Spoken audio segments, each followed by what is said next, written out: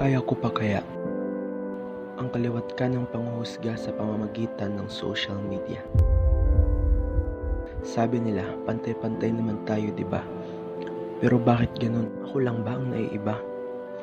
Tila hindi ko na kaya ang lantarang panghuhusga, nakakawalang ganang buhay. Tipong sana mawalan na lang ako ng malay.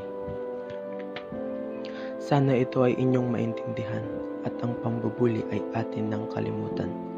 Tayo ay magmahalan.